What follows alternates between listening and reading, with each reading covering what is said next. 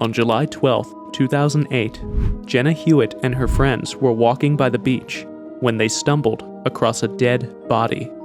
It wasn't of any animal they could identify. It looked like a four-legged animal with a beak. Pictures of this corpse went viral, and the animal was dubbed the Montauk Monster after Montauk, New York. No one was able to identify the animal, and its body vanished before samples were taken. Who took it? No one knows.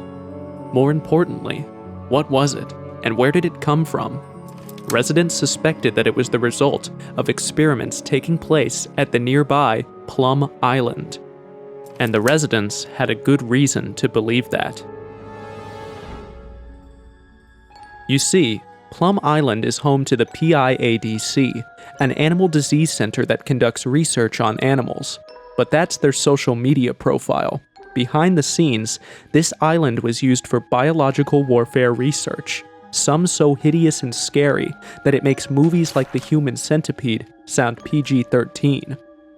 The government's stance in all this is that all such research was stopped, but with the discovery of the Montauk Monster, such claims started looking shaky at best and outright false at worst. And when you consider the island's history, it's even harder to believe that nothing shady is going on at Plum Island.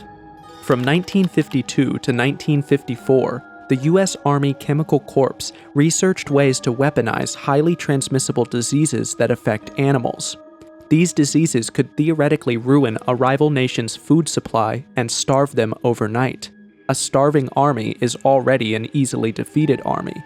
So when you have an island that no one can visit without top-secret clearance, and it has a documented history of being used for bioweapons research, it is hard to believe that nothing sinister is happening behind the scenes. But the government would like you to look the other way, which is why the island has nothing to do with the Army Chemical Corps anymore, at least on paper. After just 2 years on the island, the Chemical Corps packed its bags and left, handing over the island to the Department of Agriculture. Now it's being used for harmless animal research. That's what the government would want you to think. But how could anyone buy that story when the island itself is controlled by Homeland Security? You could literally have an invitation from the head of the USDA, which is the Secretary of Agriculture, and you would still not be able to get on the island without clearance from Homeland. Even the daily operations of the island are managed by Homeland Security, and for a good reason. See, the very first biological weapon researched at Plum Island during the Cold War was FMD. FMD, or foot and mouth disease, is so infectious and fast-spreading that if it is found in just one cow in a country, other countries stop importing beef from it. In 2001, a few cows in the UK tested positive for FMD. Within days, hundreds more started testing positive. To contain the disease, 6 million cows, pigs, and sheep were slaughtered. 15% of the country's sheep and 7% of all its cattle were slaughtered, and their bodies burned to protect the rest of the country. When FMD was found in Taiwan, 40% of the country's pigs were slaughtered to contain the disease. That's what happens when FMD naturally reaches a part of the country. But if it is weaponized and strategically activated in multiple parts of the target country, it would lead to starvation and chaos. The U.S. bioweapons program at Plum Island was researching FMD. It was their first candidate for a bioweapon agent. The bioweapons program was shut down, but today the Department of Agriculture is conducting research on Plum Island. And guess what their primary focus is? It's FMD.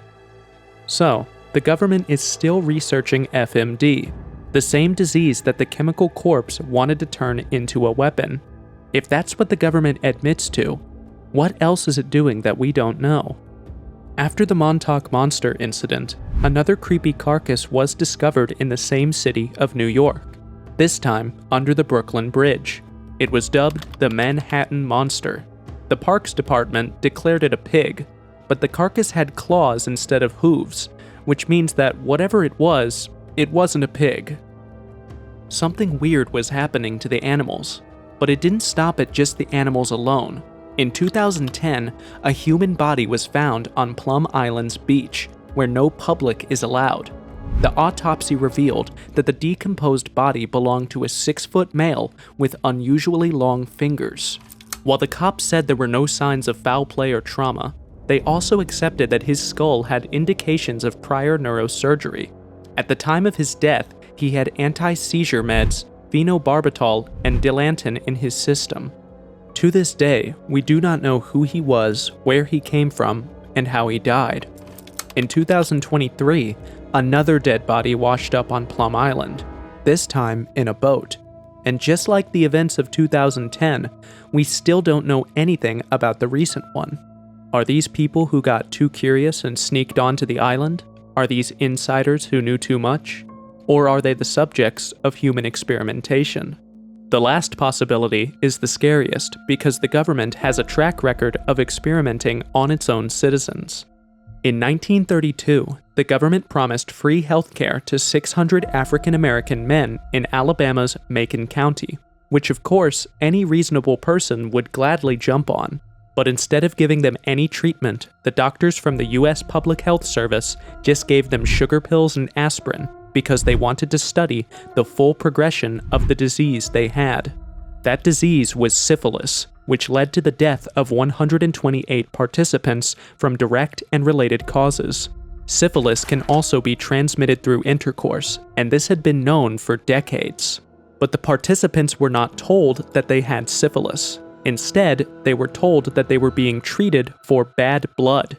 So by the time the study was stopped due to an Associated Press expose, 40 spouses had contracted the disease, and it had also passed to 19 children at birth. To this day, the Tuskegee experiment is remembered as one of the darkest chapters of American history. But thankfully, the government can't get away with human experiments these days because of tighter regulations. Participants could turn around and sue the government. But what of those who can't? Those whose rights are rightfully stripped away because they were rightfully convicted of a crime? Well, there's plenty of that. If the government can't find human samples from suburban neighborhoods, it can find plenty of guinea pigs in its prisons. As NPR puts it, every year 10 million people funnel in and out of America's jails and prisons, and every year, some of them get lost. In the past, the US government has used prisoners for its experiments. From injecting 64 prisoners with cow blood to injecting more than 400 prisoners with malaria, the guys in power have done it all. In 1950, 200 female prisoners were given viral hepatitis in a University of Pennsylvania experiment. Then, there was the time when Ohio State convicts were injected with live cancer cells to examine the progression of the disease. If the government admits to doing all that, is it really that far-fetched to say that there are still human experiments going on at top-secret government facilities, like Plum Island? The answer to that question is no, especially when you see who helped launch the Plum Island facility. During the Second World War, Germany had a bioweapons program on Ram's Island. Erich Trob was the scientist overseeing this deadly program. He worked directly with Himmler, who worked directly with Hitler. When the Nazis lost, the Soviets imprisoned Trob on Ram's Island and forced him to continue his research, but for them. This disturbed the US because Trob was an expert in FMD. If the Soviets used his expertise and developed a potent enough bioweapon, they would become the global superpower.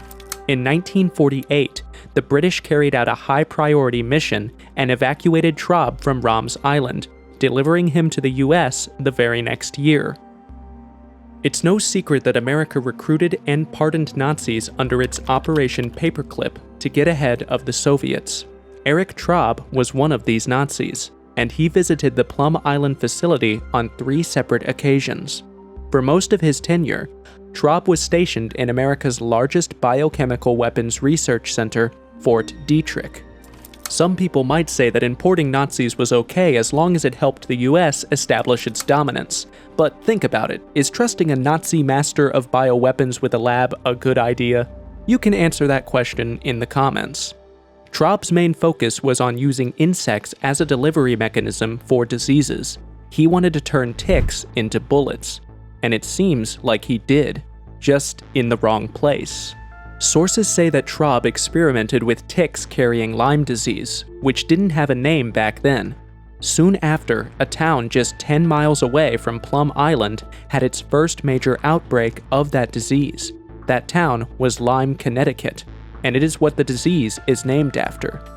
The question is, did Nazi Erich Trob intentionally unleash Lyme disease on Americans, or were the residents of Lyme, Connecticut the unfortunate victims of a government-sponsored experiment?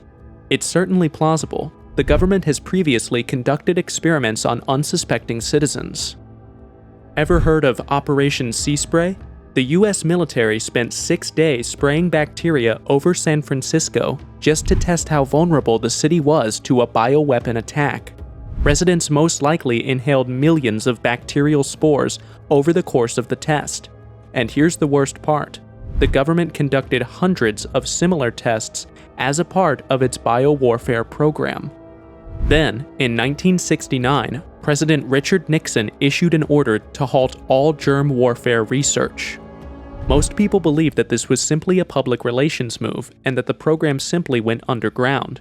On paper, all superpowers, alongside 180 other countries, have agreed to uphold the Biological Weapons Convention. However, the US suspects China, North Korea, and Russia of secretly running bioweapons programs. Then why would it not run a secret program of its own, especially when it's super easy to hide a bioweapons lab as a disease research facility? The truth is that pretty much any country could cheat on the Biological Weapons Convention because it has no verification or inspection procedures. There are no criteria to determine whether a lab is researching diseases to prevent them or to weaponize them, but one way to tell what a lab holds is to see who is interested in it, and you won't believe who had their eyes on the Plum Island facility. On July 17, 2008, police in the Ghazni province of Afghanistan received complaints about a woman in a burqa going around encouraging other women to volunteer for terrorist activities.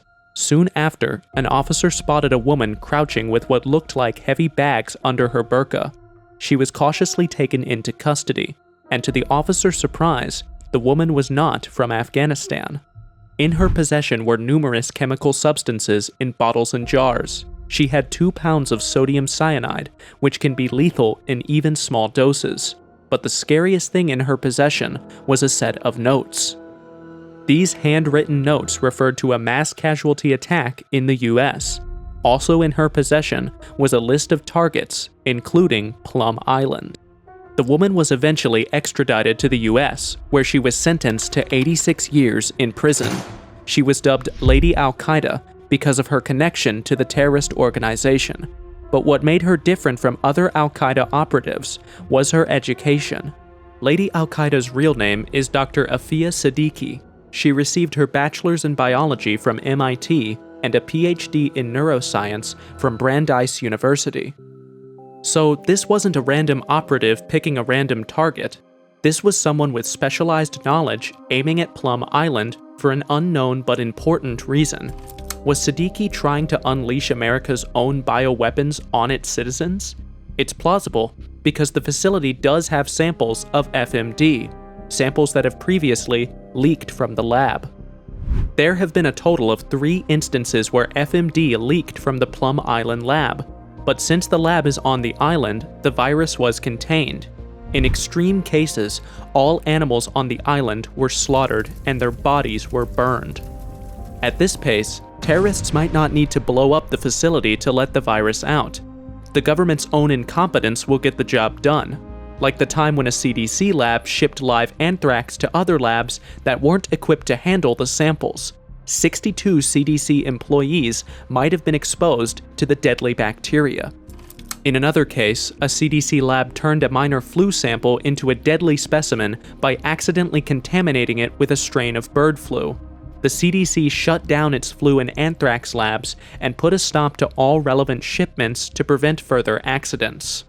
There are dozens of examples where infectious samples were leaked, stolen, or accidentally shipped out of government facilities, and even one accident like this can cause a nationwide medical emergency. But if harboring viruses, even for research purposes, is so risky, why do we even do it? because the cost of not doing it is even greater. Countries that don't conduct such research are sitting ducks in front of countries that do. And that became clear when the entire population of Cuba almost starved to death because of what looked like a bioterror attack. In 1971, Cuba had an outbreak of African swine fever. 500,000 pigs had to be slaughtered, which devastated the country's food supply.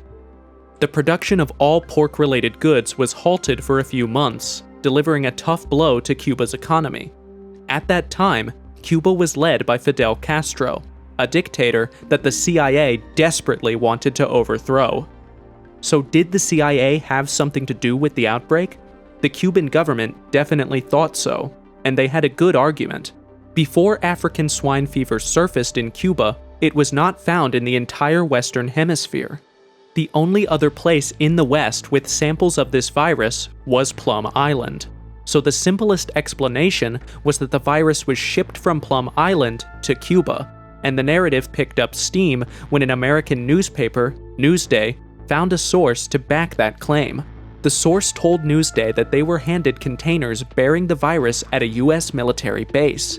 They were asked to turn over the containers to anti-Castro rebels after reaching Cuba. The accounts of these sources lined up with the movements of US military transport vessels. If this was true, then the CIA was guilty of defying the orders of President Nixon, who had very publicly shut down the US biological warfare program. This was serious. So, a Senate committee was set up to look into what happened in Cuba and whether the CIA had anything to do with it. Of course, the CIA denies any involvement in the incident. That was expected, but what wasn't expected was the presence of Ahmed Dardari. Dardari was an expert in African swine fever, and where was he stationed? In Plum Island. Dardari was the lab chief of diagnostic research at the facility, and what he said back then should concern everyone, even today. He said that there were no vaccinations that could prevent African swine fever. He also told the committee that if the swine fever were to break out in the States, all the pigs would need to be slaughtered. To this day, things haven't changed much for America. As Dr. Harry Snelson, the executive director of the American Association of Swine Veterinarians, puts it, the U.S. swine herd is a 100% naive population, and an introduction of the virus into any pigs in the U.S. would eliminate our export markets immediately. Iraq, under Saddam Hussein, is said to have weaponized wheat cover smut to essentially starve his rivals. And there is growing evidence that China is actively working on weaponizing viruses that harm cattle and crops, so the US government needs to keep researching the riskiest plant and animal diseases to be able to protect its citizens from starvation. On paper, Plum Island is just a place where government scientists develop vaccines, and vaccines might sound more innocent than bioweapons, but even the research stage of vaccines can get pretty dark. 10-year-old Nina Galen had special needs. She was severely autistic, and her mother wanted to enroll her in an institution that could help her. This was before 1970, so there weren't a lot of places that could help little Nina. The biggest was Willowbrook State School, which in 1965 was the biggest state-run institution for children with mental disabilities. The school was designed to accommodate 4,000 students, but had 6,000, and the line for enrollment was pretty long. Little Nina's mom had no hope until Dr. Krugman offered her the opportunity to jump the line and get little Nina into a new research ward at the school. Nina's mom agreed and enrolled her 10-year-old in the school. That's how Nina ended up becoming a test subject in one of the darkest experiments in the history of medicine. Dr. Krugman and his partner tested a preliminary version of the hepatitis B vaccine on children with disabilities. The experiment ran from 1955 to 1970, and during its course, children were injected with the virus itself or were given chocolate milk mixed with the feces of other infected kids. Krugman was recognized and honored for his work. At one point, the doctors allowed the children to recover and then gave them the virus all over again to see if patients with a history of the disease could get it again. So, the government has conducted human experiments before. But that could not be happening at Plum Island, because the facility there deals with animals, right? Not necessarily. See, there is a set of diseases that can transfer from animals to humans, like a certain virus that caused a global lockdown after getting transferred from a bat to a human. These diseases are called zoonotic diseases, and the Homeland Department's own website on the Plum Island facility admits to encountering and working with zoonotic diseases. To research zoonotic diseases that affect both animals and humans, you would need both animal and human test subjects. Zoonotic diseases are also a Pandora's box because they apply to animals as well as humans. So, the government can pretend to be researching a zoonotic disease for food security, and no one would question why a government lab has vials upon vials of zoonotic viruses that affect animals. It's to protect our cattle. But what most people don't realize is that those viruses can also be weaponized against humans. Zoonotic diseases give the government a perfect cover to hide biological weapons research. So why isn't the media covering this 24/7? You can say that the American media is owned by the deep state, but why isn't foreign media shedding more light on this? Chinese newspapers have published a few stories on Plum Island, but for the most part, both domestic and foreign media have ignored this facility. And that's because every dark claim has an innocent explanation. Some individuals believe we blew this out of proportion, despite the mountain of historical proofs. Starting with the Montauk Monster, which, according to Wired.com, is a dogfighting washout, but no dogfighting spots have been uncovered around the area. Another explanation is that the Montauk Monster could be a raccoon, a bloated and decomposed raccoon, but we wouldn't know because the body vanished shortly after it was photographed. But what about the human body that washed up on Plum Island? It ended up on Plum Island, but it seemed to have washed up from another location. The government could have done a better job of hiding the body if it came from Plum Island, or perhaps they were trying to hide it in plain sight. As for Lyme disease, it's been traced back to a 5,000-year-old mummy of Otzi the Iceman, so the government definitely did not invent Lyme disease. But did they load it up in ticks and unleash it on Lyme, Connecticut? Who knows? Finally, there is the African swine fever outbreak in Cuba, which has the weakest explanation. The CIA's stance is that the virus reached Cuba via cured meat from Europe. This was in 1971, and Europe had no instances of African swine fever until 2007. Whether you believe what the government is doing on Plum Island is innocent or evil, you cannot be sure that it is competent enough to do it safely, because in the past, breaches at government labs have gotten people killed. Honestly, I don't believe a word of whatever excuse is being given for Plum Island. It's all shady with a rich history of lies and death. For 10 years since 2005, the US Army Dugway Proving Ground accidentally shipped live anthrax to dozens of labs at least 74 times. Army biological researcher Bruce Ivins became the prime suspect for stealing and weaponizing anthrax, which was used in a string of attacks in 2001. 22 people got infected, and 5 of them died. So, deadly viruses, even in government custody, can be leaked by accident or be stolen by rogue agents. If any of this is making you anxious, then you'll be happy to know that the facility at Plum Island is shutting down this year. But sorry to burst your bubbles quickly, because it is being replaced by a new facility in Kansas, right in the middle of America. Remember the 3 cases of foot and mouth disease getting out of the Plum Island facility? All of those instances were contained because Plum Island is literally an island. All animals on the island were slaughtered and the problem was fixed. Now, the same research will be conducted in the heart of Tornado Alley in a state that produces a lot of food. What could possibly go wrong?